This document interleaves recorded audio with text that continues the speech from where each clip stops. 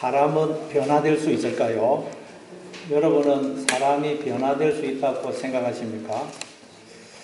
우리가 인생을 살아보니까 거기에 대해서 부정적인 생각이 듭니다. 왜냐하면 사람들을 보니까 죽을 때까지 변하지를 않기 때문입니다. 정말 사람은 징글징글하게 변하지를 않습니다. 내가 나를 봐도 그래요. 어떨 때는 좀 이렇게 변화가 된 것 같아요. 그런데 어느 날 보면 그대로, 내 마음속을 보면 그대로. 그럴 때는 정말 절망과 탄식이 터져 나옵니다. 정말 우리가 인생을 살아보니까 다른 것은 다 변해도 인간은 변하지를 않아요. 그래서 야고보서 3장 7절에 보니까 여러 종류의 짐승과 새와 벌레와 바다의 생물은 다 사람이 길들일 수 있고 길들여 왔거니와 혀는 능히 길들일 사람이 없나니 쉬지 아니하는 악이요 죽이는 독이 가득한 것이라. 이 세상의 모든 짐승들, 심지어 벌레까지도 길들일 수 있다고 그럽니다. 즉 변화가 가능하다는 것입니다. 그러나 사람의 혀는 절대로 길들일 수가 없다고 그래요. 이 혀라는 것은 말을 하는 것이죠. 말은 마음에서 나옵니다. 그러니까 혀를 길들일 수 없다는 것은 인간의 마음은 결코 변화가 불가능하다는 말입니다.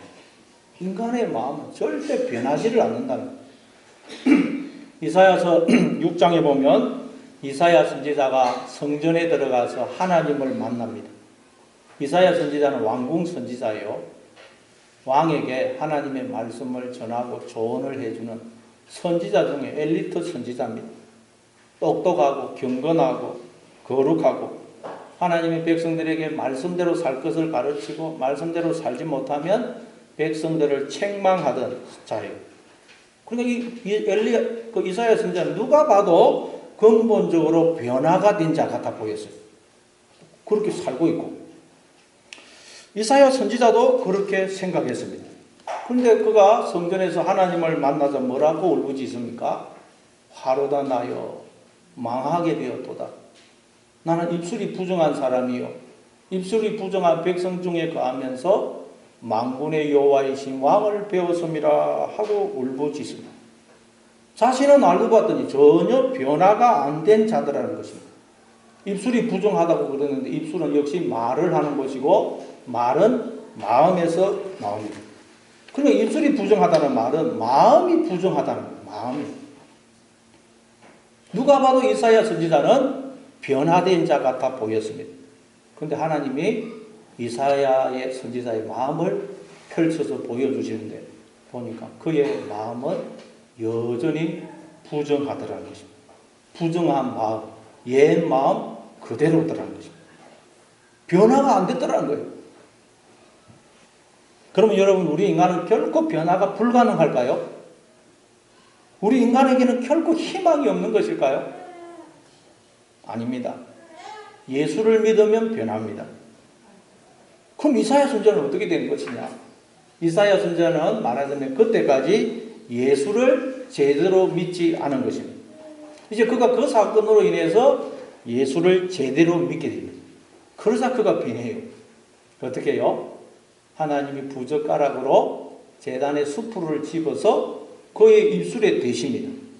그러면서 보라 이것이 네 입에 닿았으니 내 악이 제하여졌고 내 죄가 사하여졌느니라 그러십니다. 여러분 숯불을 입에 대면 입술에 대면 어떻게 됩니까? 입술이 찢어져요. 그 입술이라는 건 아까 마음을 상징한다고 그랬죠. 마음. 그러니까 숯불로 마음을 찢은다는 마음을. 하나님은 다시 말해 성령의 불로 우리의 부정한 마음, 옛 마음, 헛 마음을 태워버리시고 새 마음을 우리에게 주심으로 우리를 새롭게 하시는 것입니다. 하나님 우리를 변화시키시는 방법은 뭐냐? 헛 마음을 제거하시고 새 마음을 주셔서 우리를 변화시키신다는 거예요.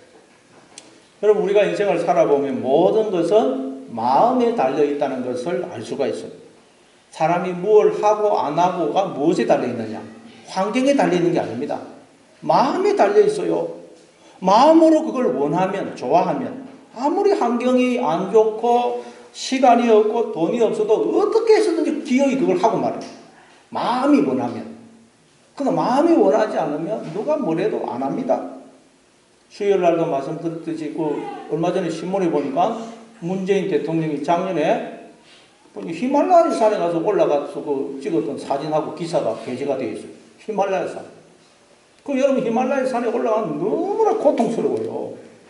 누가 그거 한다고 돈을 주는 것도 아닙니다. 자기 돈을 내서 해야 돼요. 그러다가 잘못하면 죽기도 해요. 그런데도 왜 그 사람들이 기어고 그 산을 올라가는 것입니까? 마음으로 원하기 때문에, 마음으로 좋아하기 때문에. 모든 것은 마음에 달려 있습니다. 그런데 여러분, 우리가 왜 하나님의 말씀대로 살지를 않는다는 거예요?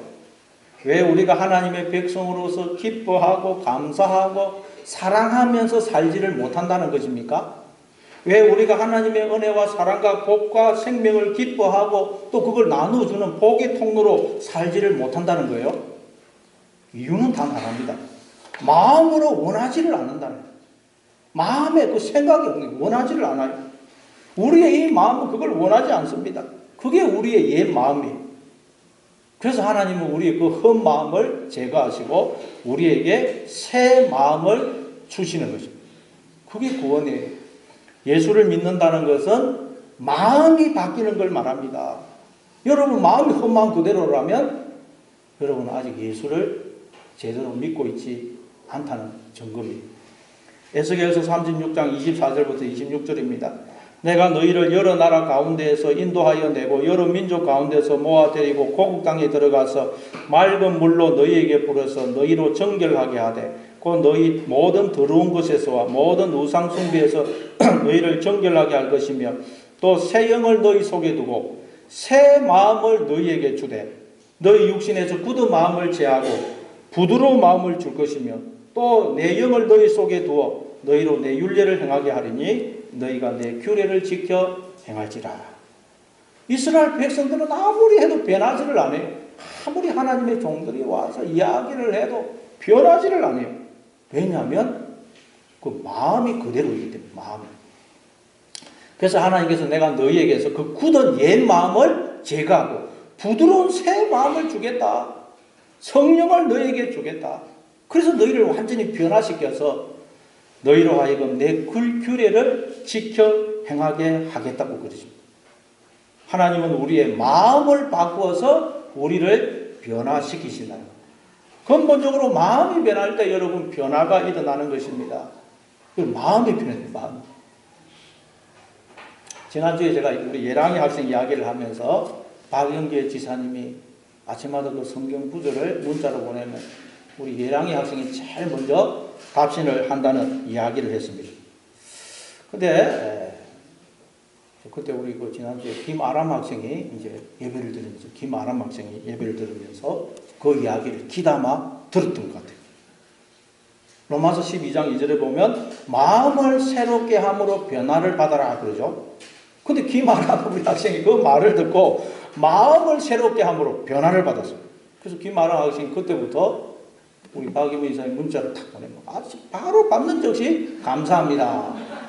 답신을 한다고 우리 박이문 이사님한테 들었어요.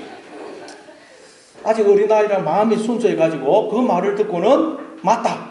저게 맞는데 내가 그동안 못하고 있었구나 하는 것을 알고는 마음을 새롭게 함으로 변화가 일어난 거예요. 어른들은 그 말을 들어도 아무 변화가 없는데 아람이 학생은 그 말을 듣고 마음을 싹 바꾼 거예요. 마음을 새롭게 함으로 변화가 일어난 거예요. 제가 그 말을 듣고는 야 앞으로 아람이는 뭐가 돼도 되겠구나 그런 생각을 했어요. 여러분 말씀을 듣고 자기의 마음을 싹 바꾸는 그 사람이 진짜 하나님의 사람입니다. 마음을 바꿔야 돼요. 그러나 하나님을 믿는다고 하는 분들을 보면 대부분 마음이 그대로 마음이 아무리 말씀을 들어도 마음이 그대로예요. 그러니까 여러분 변화가 없는 거예요. 마음이 그대로면 아무리 해도 변화가 없습니다. 여러분 우리가 그동안 살펴본 것처럼 야곱은 하나님을 믿는 사람입니다. 믿는 집안에서 태어난 사람이에요. 요즘 같으면 모태 신앙인입니다. 어렸을 때부터 신앙 가운데 자라고 하나님을 만나는 경험도 했고 하나님으로부터 많은 은혜와 복도 받았어요.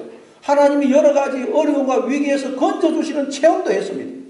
그 바다 나라에서 종사하는 기간 동안 하나님이 자신과 함께 하시면서 복을 주시고 도와주시는 걸 체험을 했어요. 형에서와의 문제도 해결해 주시고 형에서와 화해케 해주시는 것도 이 야곱이 체험을 했어요. 그리고 이제는 부자가 되어 가나안 땅에 돌아와서 가족들과 화목하게 살고 있습니다. 정말 야곱은 이제 아무것도 부족한 것이 없는 행복한 사람처럼 보여요. 그래서 이제 우리 생각에 야곱은 이제 변화가 되었을 것이다. 변화가 되었을 것이다. 그런 생각이 들어요. 그렇지 않습니까? 야곱이 변화가 안 되면 누가 변화가 되겠어요? 그렇게 하나님을 만나고 하나님의 은혜를 체험하고 복을 받고 하나님이 자기를 위기에서 어려움에서 건져주시는 그런 체험을 한 이 야곱이 변화가 안 되면 누가 변화가 되겠어요? 근데 놀라운 사실은 그렇게 하나님의 살아계신 그 은혜를 많이 체험했던 야곱이 아직 변화되지를 않았다는 거예요. 그의 마음은 여전히 옛 마음 그대로였습니다. 그래서 그의 마음은 늘 불안했고 만족이 없었어요. 겉으로는 부족한 것이 없어 보입니다. 너무 행복해 보였어요. 그러나 야곱의 마음은 늘 두렵고 불안하고 그 마음속에는 진정한 만족과 평화가 없었습니다. 그걸 어떻게 알 수 있어요? 그게 바로 디나 사건입니다. 하나님께서 디나 사건을 통해서 야곱의 마음을 펼쳐서 보여주신 거예요. 보니까 야곱은 여전히 옛 마음이었습니다. 하나님을 전적으로 의지하지 못하고 바라보지 못하고 있었어요. 그게 드러납니다. 그런 야곱의 옛 마음을 하나님이 새 마음으로 바꿔주는 것이 오늘 본문의 내용입니다. 이제 야곱은 마음을 새롭게 함으로 변화를 받습니다. 변화를. 근본적으로 변화가 돼요. 오늘 여러분도 모두 마음을 새롭게 함으로 변화를 받으시기를 바랍니다. 그럼 야곱은 도대체 어떻게 해서 변화가 일어나느냐? 우리 한번 말씀을 보면서 살펴보겠습니다. 우리 한번 1절을 읽어보겠습니다. 1절 같이 읽습니다. 시작. 하나님이 야곱에게 이르시되 일어나 베델로 올라가서 거기 거주하며 내가 내 형 에서의 낯을 피하여 도망하던 때에 내게 나타나 하나님께 거기서 제단을 쌓아라 하신지라. 네. 지난 시간에 살펴본 것처럼 디나가 강간당한 것 때문에 디나의 오빠들이 그 할례를 이용해서 세겜 남자들을 다 죽일 뿐만 아니라 남편이 죽어서 아버지가 죽어서 울고 슬퍼하고 있는 그 자녀들, 부녀자들까지 다 약탈을 해옵니다. 이 일 때문에 야곱은 또다시 심각한 위기에 빠지게 됩니다. 아들들이 그 세겜 땅을 완전히 초토화했으니 가나안의 그 주변 민족들이 야곱의 가족을 가만둘 리가 없습니다. 그러니까 지금 야곱이 살기 위해서는 빨리 가나안 땅을 도망가서 어디로 가야 돼요. 이 가나안 땅에 살고 있으면 죽을 수밖에 없어요. 그러나 야곱은 지금 마땅히 갈 곳이 없어요. 가나안 땅에 왔는데 갈 곳이 없어요. 다시 요단강을 건너 하란으로 되돌아갈 수도 없고 형에서가 있는 그 세일 땅에 가기도 마음이 내키지가 않아요. 야곱은 이제 20년이 넘어서 가나안 땅에 왔는데 어디로 도망갈 데가 없어요. 야곱은 지금 사방이 다 막혀버렸습니다. 온 가족이 죽느냐 사느냐 하는 인생 최대의 위기가 또다시 닥쳐온 것입니다. 그런데 모든 길이 다 막혀버렸어요. 앞이 보이지를 않는 절망입니다. 절망. 참 야곱의 인생도 참으로 참 곡절이 많다 싶어요. 여러분 우리도 인생을 살다 보면 참 이런 경험을 할 때가 있습니다. 누구한테 도움을 요청할 때도 없고 사방이 다 막힌 것 같은 그런 어둠 속에 놓일 때가 있습니다. 어디로 가야 할지 무엇을 해야 할지 도무지 알 수가 없는 그런 절망에 처할 때가 있습니다. 그래서 여러분이 기억할 것은 그때야말로 하나님을 진정으로 만날 때라는 사실입니다. 사방이 다 막혀야 우리는 그때야 비로소 위에 계신 눈을 들어 위에 계신 하나님을 바라봅니다. 사방이 다 트여 있습니다. 옆을 쳐다보느라 위에 계신 하나님을 바라보지 않습니다. 세상의 소리가 들리면 그 소리 듣느라 우리는 하나님의 음성에 귀를 기울이지 않아요. 세상의 소리가 다 막혀야 비로소 우리는 하나님의 음성을 듣게 되는 것입니다. 야곱이 지금 그래요. 야곱은 사방이 다 막혀서 그 무엇도 바라볼 수가 없고 그 누구의 이야기도 들을 수 없는 상황이 되자 비로소 눈을 들어 하나님을 바라보게 되고 하나님의 음성을 듣게 됩니다. 하나님이 뭐라고 말씀하시느냐? 일어나 베델로 올라가서 거기 거주하며 네가 네 형 에서의 낯을 피하여 도망하던 때에 내게 나타났던 하나님께 제단을 쌓아라. 베델로 올라가라는 거예요. 베델. 베델은 하나님의 집이라는 뜻입니다. 성전을 의미합니다. 성전. 그러니까 베델로 올라가라는 말은 성전으로 올라가라. 여러분 성경에 보면 성전에 올라가는 내용이 많이 나오죠. 성전. 여러분 성전에는 왜 올라갑니까? 하나님을 예배하기 위해서, 하나님을 바라보기 위해서 올라갑니다. 그런데 지금 베델 올라가라는 말은 너 하나님만 바라보고 하나님만 의지하고 하나님만 예배해 라는 말이에요. 예배해. 그게 제단을 쌓아라는 말의 의미예요. 야곱아 지금 너 엉뚱한 거 바라보고 엉뚱한 거 의지하고 엉뚱한 걸 예배하고 있는데 너 하나님만 바라보고 하나님만 의지하고 하나님만 예배해 라는 말이에요. 그러니까 지금 이 말은 야곱이 지금 겉으로는 하나님을 바라보고 있고 하나님을 의지하고 있고 하나님을 예배하고 있는 것 같은데 그 속에는 하나님이 아닌 다른 무엇을 바라보고 있고 의지하고 있고 예배하고 있다는 거예요. 그게 드러난 거예요. 그래서 야곱은 그렇게 오랫동안 신앙생활을 하고 많은 은혜와 복을 받았지만 전혀 변화가 없었다. 마음이 그대로였기 때문에. 그래서 하나님이 야곱에게 너 하나님만 바라보고 하나님만 의지하고 하나님만 예배해. 이 말은 너 마음이 변화되어야 돼. 마음이. 여러분 우리 성도님들 중에도 보면 많은 분들이 그렇습니다. 오랫동안 신앙생활을 했고 하나님을 잘 믿는 것 같아요. 하나님의 살아계심도 체험했고 많은 은혜와 복도 받았습니다. 자녀들도 잘 자랐고 경제적으로도 큰 어려움이 없고 가정도 화목합니다. 별 문제가 없어 보여요. 그런데 그 마음은 여전히 불안하고 두렵고 진정한 만족과 감사와 평화가 없어요. 왜 그럴까요? 마음이 아직 옛 마음 그대로이기 때문입니다. 마음이 변하지를 않아서 그래요.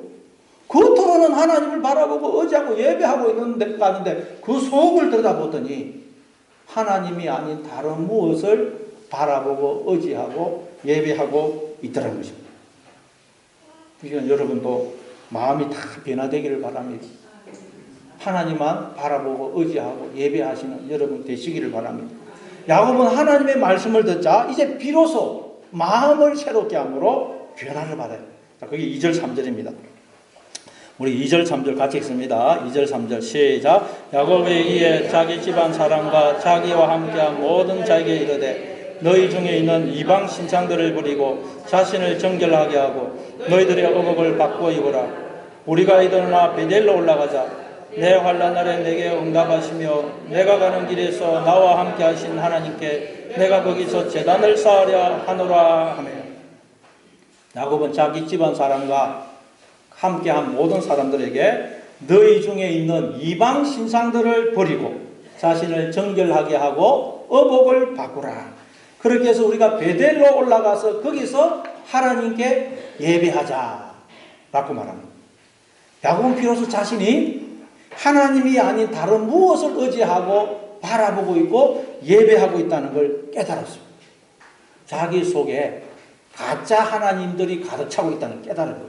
그게 이방 신상들이에요. 이방이라는 말은 네카르인데 낯선, 생소한, 이질적인 그런 뜻입니다. 그리고 신상들은 엘로힘입니다. 엘로힘.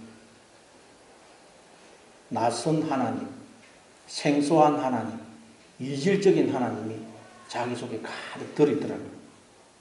그리고 너희 중에라고 할 때 이 중에라는 말은 타베인데 이 말이 어디에 써있느냐? 창세기 3장 3절에 보니까 여자가 뱀에게 말하되 동산 나무의 열매를 우리가 먹을 수 있으나 동산 중앙에 있는 나무의 열매는 하나님의 말씀에 너희는 먹지도 말고 만지지도 말라 너희가 죽을까 하노라 하셨느니라. 여기서 동산 중앙이 타베입니다. 타베. 여러분 에덴 동산은 뭘 가리킵니까? 우리를 상징합니다. 그러면 에덴 동산 중앙에는 누가 계셔야 되겠어요? 거기는 하나님이 계셔야 되는 자리예요. 하나님이. 다시 말해 하나님이 우리의 마음의 그 탑의 그 중앙에 우리의 마음의 왕자에 계셔야 됩니다. 그러면 우리는 에덴 동산처럼 생명과 복이 넘치는 존재가 돼요. 창세기 2장 10절에 보니까 강이 에덴에서 흘러나와 동산을 적시고 거기서부터 갈라져 내 근원이 되었으니 그러죠. 근데 예수님이 와서 너희 속에 생수가 강이 흐르는 너희가 너희 배에서 생수의 강이 흘러나오래 그러죠. 하나님이 우리 마음의 그 중앙에 탑에 그의 왕자에 계시면 우리는 생명수 강이 복이 흘러넘치는 그런 존재가 돼요. 우리가 생명의 열매를 맺는 생명나무가 돼요. 그런데 하나님이 계셔야 될 그 우리의 마음의 중앙에 왕자에서 하나님을 끌어내리고 하나님이 아닌 다른 무엇을 거기에 앉혀놓고 그게 하나님이냐 그 하나님 그걸 바라보고 의지하고 예배하게 되면 우리가 선악을 알게 하는 나무가 되어버려요. 선악을 알게 합니다. 그래서 선악을 알게 하는 나무의 열매를 맺고 그걸 먹게 되는 거예요. 먹게. 그게 죄와 사망의 상태예요.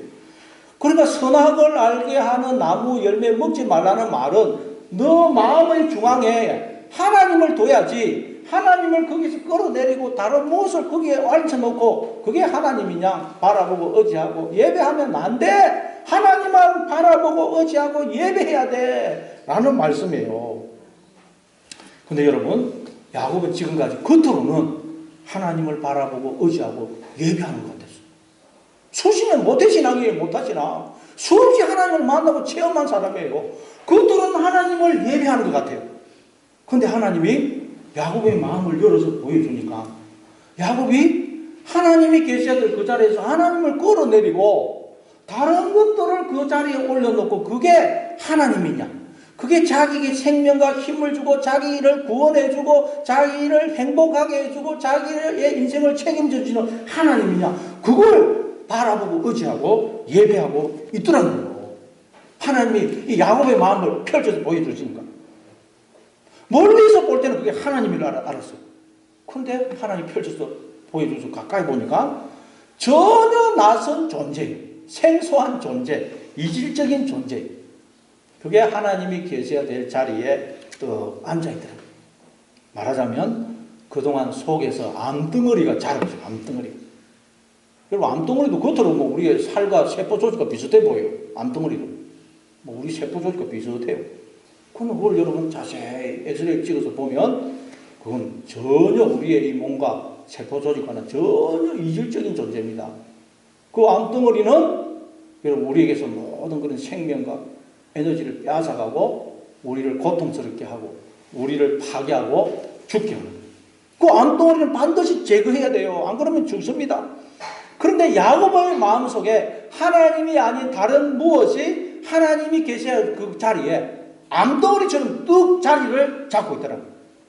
야곱은 지금까지 그 가짜 하나님을 하나님이냐 바라보고 의지하고 예배하고 있었던 거예요.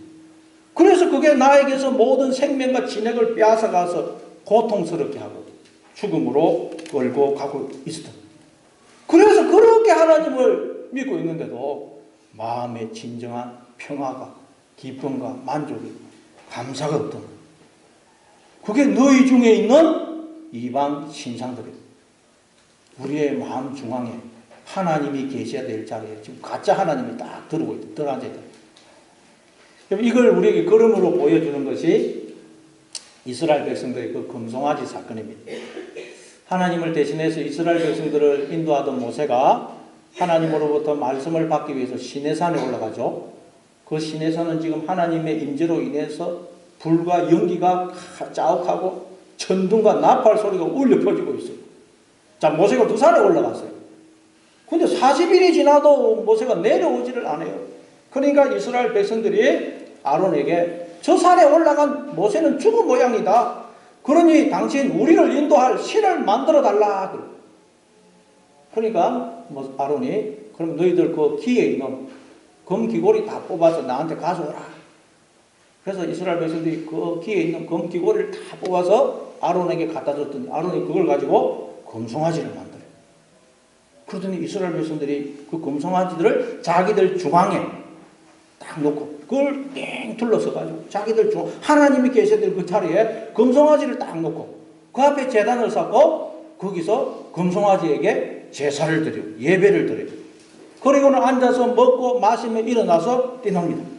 모세가 멀리서 보니까 연기가 나면서 이스라엘 백성들이 하나님께 제사를 드리고 있는 것 같아요. 하나님을 지금 예배하고 있는 것 같아요.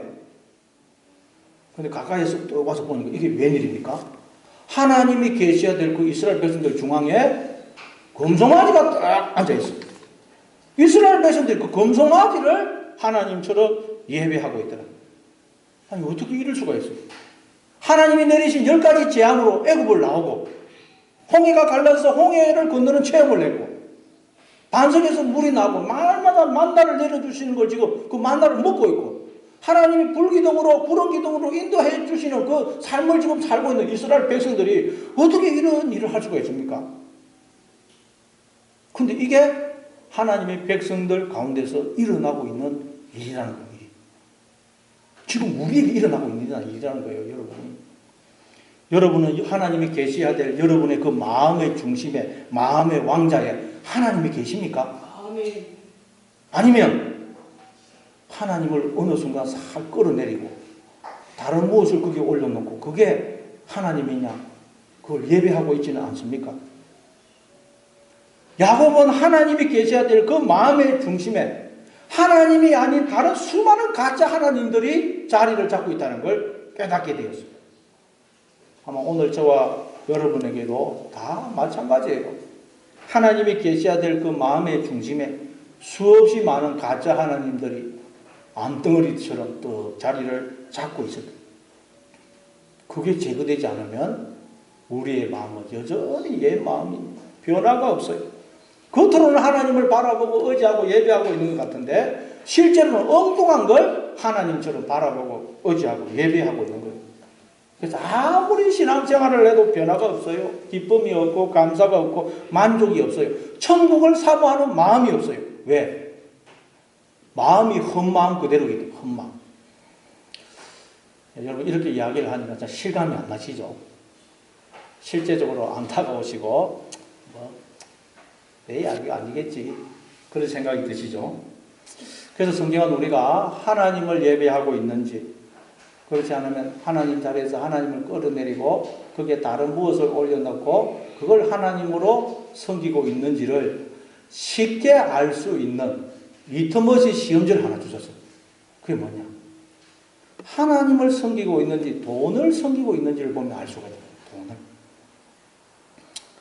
누가복음 16장 13절입니다. 집 하인이 두 주인을 섬길 수 없나니 혹 이를 미워하고 저를 사랑하거나 혹 이를 중히 여기고 저를 경히 여길 것입니다. 너희는 하나님과 재물을 겸하여 섬길 수 없느니라. 자, 오늘 본문에서는 하나님과 이방 신상들, 가짜 하나님을 섬길 수 없다 그러죠. 하나님을 섬기든지 가짜 하나님을 섬기든지 둘 중에 하나예요. 근데 예수님은 너희가 하나님과 재물을 겸하여 섬길 수 없다 그래요. 하나님을 섬기든지 아니면 돈을 섬기든지 둘 중에 하나는 우리 속에 있는 그 수많은 가짜 하나님을 성경은 돈으로 대표해서 돈으로 뭉뚱그려서 설명을 합니다. 왜냐하면 우리에게 돈만큼 강력한 힘과 영향력을 행사하는 게 없기 때문에 그렇죠. 특히 자본주의를 사는 오늘 우리에게는 더 그래요. 모든 사람들이 목숨을 다하고 마음을 다하고 뜻을 다하여 사랑하고 추앙하고 바라보고 예배하고 그걸 얻으려고 달려가는 대상이 뭐예요? 돈 아닙니까? 돈. 그래서 성경은 우리 속에 있는 그 가짜 하나님을 돈으로 대표해서 설명을 해요. 모든 사람들이 오늘날 돈이 나에게 힘과 생명을 주고 돈이 나를 구원해주고 돈이 나에게 행복을 주고 돈이 나의 인생을 책임져 준다고 생각합니다. 돈을 하나님 자리에 올려놨고 그 돈을 바라보고 섬기고 있는 거예요. 오늘날 모든 사람들의 관심을 한마디로 압축하면 돈입니다. 돈. 그래서 성경은 우리 안에 있는 그 수많은 가짜 하나님을 돈으로 대표해서 설명합니다. 내가 하나님을 섬기고 있는지 가짜 하나님을 섬기고 있는지는 내가 하나님을 섬기고 있는지 돈을 섬기고 있는지를 보면 알 수가 있다는 거예요. 자, 그럼 내가 하나님을 섬기고 있는지 돈을 섬기고 있는지 그건 잘 모르겠는데요. 그걸 또 잘 알 수 있는 리트머스 시험지를 주셨어요. 여러분이 하나님을 진짜 하나님으로 섬기고 있는지, 돈을 하나님으로 섬기고 있는지 알 수 있는 리트머스 시험지를 주셨어요. 그게 뭘까요? 그게 바로 11조 헌물이에요. 말라기서 3장 8절입니다. 사람이 어찌 하나님의 것을 도둑질하겠느냐? 그러나 너희는 나의 것을 도둑질하고도 말하기를 우리가 어떻게 주의 것을 도둑질하였나이까 하는도다. 이는 곧 11조와 헌물이라. 자, 이스라엘 백성들이 가나안 땅에 들어가서 처음에는 11조 생활을 잘 했어요. 근데 생활을 하다 보니까 살아가는데 돈만큼 중요한 게 없어요. 돈만큼 강력한 힘을 행사하는 게 없어요. 그래서 하나님이 나 인생을 책임져 주는 게 아니고 이 돈이 나에게 생명을 주고 힘을 주고 행복을 주고 내 인생을 책임져 주는 그런 것으로 생각했어요. 그래서 어느 순간 하나님을 자리에서 끌어내리고 돈을 올려놓고 그 돈을 하나님으로 섬기기 시작했어요. 그러더니 이제 11조와 헌물 생활을 할 필요가 없게 됩니다. 하지 않게 됩니다. 그래서 느헤미야 13장에 보니까 성전에서 봉사하던 레위인들, 그 레위인들은 백성들이 하는 그 11조를 가지고 생활하죠. 백성들이 11조를 안 하니까 이제 살 수가 없어서 그 레위인들이 각자 자기 일자리를 찾아 뿔뿔이 흩어져요. 그래서 하나님의 성전이 버려진 바 되었다 그래요. 그걸 느헤미야가 듣고는 백성들을 책망하고 다시 레위인들을 성전으로 복귀시킵니다. 그걸 두고 하나님이 너희들이 하나님의 것을, 원문에는 하나님을 도둑질했다. 도둑질. 하나님을 도둑질했다. 우리가 언제 하나님을 도둑질했습니까? 11조와 헌물이다. 하나님을 하나님 자리에서 끌어내기고 숨겨버리고 거기에 돈을 올려놓고 섬긴다. 그게 뭐냐? 11조와 헌물을 보면 알 수가 있다. 그러니까 여러분, 내가 하나님을 섬기고 있는지 가짜 하나님을 섬기고 있는지는 내가 하나님을 사랑하는지 돈을 사랑하는지 보면 알 수 있고, 내가 하나님을 사랑하는지 돈을 사랑하는지는 제 온전한 11조 생활, 헌금 생활을 하고 있는지를 보면 알 수가 있다. 이 성경이 진단이에요. 온전한 11조 생활을 하지 못하고 있다면 겉으로는 하나님을 섬기고 있는 것 같아요. 그 속은 하나님을 하나님 자리에서 끌어내리고 돈을, 금송아지를 올려놓고 그걸 하나님으로 섬기고 있다는 거예요. 다른 가짜 하나님을 내 마음의 중심에 올려놓고 그 하나님과 내가 하나가 되어 있는 거예요. 이게 여러분 성경의 진단이에요. 말하자면 불륜을 다 행하고 있어요. 불륜을. 여러분 부부 중에 누가 하나 불륜을 행하고 있다. 그럼 그 부부가 어떻게 하나가 되겠어요? 어떻게 그 가정이 행복해질 수가 있겠어요? 불륜을 행하고 있다면. 마찬가지로 많은 성도들이 하나님이 계셔야 될 그 자리에 가짜 하나님을 올려놓고 예배하고 있기 때문에 하나님을 전적으로 의지하지 못한다는 거예요. 믿음의 세계로 들어오지를 못한다는 거예요. 하나님께 한 발, 세상에 한 발, 이렇게 딱 양발을 거치고 양발. 하나님께 두 발을 다 딛지를 못해요. 하나님께 내 인생을 전적으로 맡기지를 못합니다. 못 맡겨요, 못 맡겨요. 늘 얕은 물가에서 서성해요. 믿음의 세계 못 들어오고. 왜? 가짜 하나님이 내 마음속에 다 들어있다는 거예요. 에스겔서 37장에 보니까 성전 문지방에서 물이 흘러나오죠. 하나님이 에스겔 선지자에게 물을 청량해라. 처음에 청량하니까 발목까지 오요. 그 다음에 청량하니까 무릎까지 오고, 그 다음 청량하니까 허리까지 오고, 그 다음에는 능히 헤엄을 쳐야 될 물이에요. 그래서 헤엄을 쳐요. 여러분, 헤엄을 친다는 말은 우리가 우리의 인생을 전적으로 하나님께 맡기고 하나님의 은혜 안에서 보호하심과 복주심 속에서 우리가 참된 자유와 평화를 누리는 걸 말이에요. 그러려면 여러분 깊은 물속으로 들어가야 돼요. 그런데 많은 성도들이 얕은 물가에서 서성이고 있어요. 그래서 파도가 치면 그냥 무트로 도망가버려요. 그래서 얕은 물가에서 서성이니까 무슨 조그만한 어려움과 환란이 있으면 시험에 들었다고, 시험에. 뭐 하면 시험에 들었다 그래요. 왜 그럴까요? 얕은 물가에서 서성이고 있기 때문에 그 마음속에 하나님이 아닌 가짜 하나님이 자리를 잡고 있기 때문에 그래요. 그게 오늘 성경의 진단이지. 가짜 하나님이 불륜 상대가 야, 너 오늘 나하고 놀자 그러면 그냥 주일날 예배도 빠져버려버리고 예배는 주일 오전 예배 하나로 끝이에요. 다른 가짜 하나님과 불륜을 행하고 있기 때문에 하나님께 온전히 마음을 드릴 수가 없는데 교회에서 아무리 행사를 하자, 뭐 전도하러 가자 그래도 아무 관심도 없고 참여를 안 해요. 불륜에 빠져 있는 자가 어떻게 가정일에 여러분 신경을 쓸 수가 있겠어요? 마찬가지로 가짜 하나님과 불륜에 빠져 있기 때문에 하나님의 일에는 관심이 없는 거예요. 네, 제가 오늘 이렇게 참 아프게 말씀을 드리는 것은 오늘 본문이 그런 본문이에요. 그런 본문일 뿐만 아니라 우리 교회가 대부분의 성도님들이 그리고 나 자신이 제가 오늘 이 말씀에 걸리기 때문에 저도 말씀을 준비하면서 일주일 내내 제 자신을 돌아봤어요. 그러니까 저도 제 마음속에 하나님이 계셔야 될 그 자리에 수없이 많은 가짜 하나님들이 들어앉아 있다는 걸 알게 되었습니다. 여러분 우리 속에 있는 이 이방 신상들 가짜 하나님을 제거하지 않으면 우리는 야곱처럼 아무리 신앙생활을 하고 하나님을 만나고 은혜와 복을 받는다 할지라도 결코 변화되지 않습니다. 늘 옛 마음 그대로예요. 겉으로는 하나님을 믿는 것 같은데 변화가 없어요. 왜? 그 속에 가짜 하나님을 딱 자리를 잡고 있거든요. 여러분 이 시간 다 마음을 새롭게 함으로 변화를 받으시기 바랍니다. 야곱은 이 사건을 계기로 그 마음이 변화가 됩니다. 마음을 새롭게 함으로 변화를 받아요. 자, 그게 4절부터 5절입니다.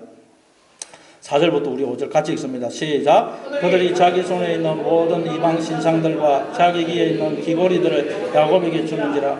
야곱이 그것들을 세겜 근처 상수리 나무 아래에 묻고 그들이 떠났으나 하나님이 그 사면 고을들로 크게 두려워하게 하셨으므로 야곱의 아들들을 추격하는 자가 없었더라. 드디어 야곱은 가족들이 준 이방 신상들을 세겜 근처 상수리 나무 아래에 묻고 그것을 떠납니다. 야곱의 가정 속에 그 말은 야곱의 그 마음 깊은 곳에 있던 그 가짜 하나님을 다 제거했다는 거예요. 야곱의 마음 깊은 곳에 있는 그 가짜 하나님을 다 제거했어요. 그랬더니 하나님께서 그 사면 고을들로 크게 두려워하게 하심으로 야곱의 아들들을 추격하는 자가 없더라. 즉 야곱이 이제 하나님만 바라보고 하나님만 의지했더니 하나님만 예배했더니 그들을 추격하는 자가 없더라는 거예요. 여러분 우리에게는 끈질기게 우리를 추격하는 적들이 있습니다. 적들이 있습니다. 두려움, 걱정, 불안, 염려, 미움, 분노, 절망, 좌절 이런 육신에 속한 것들이 늘 우리를 따라다닙니다. 늘 그게 우리를 따라다닙니다. 조금 환경이 좋을 때는 괜찮다가 환경만 안 좋으면 그때 또 우리를 추격합니다. 늘 두려움, 불안, 염려, 걱정, 미움 속에 살고 있어요. 우리가 바로 우리가 하나님을 전적으로 바라보고 의지하고 있지 않기 때문에 가짜 하나님을 지금 바라보고 의지하고 있기 때문에 여러분 문제는 환경이 아닙니다.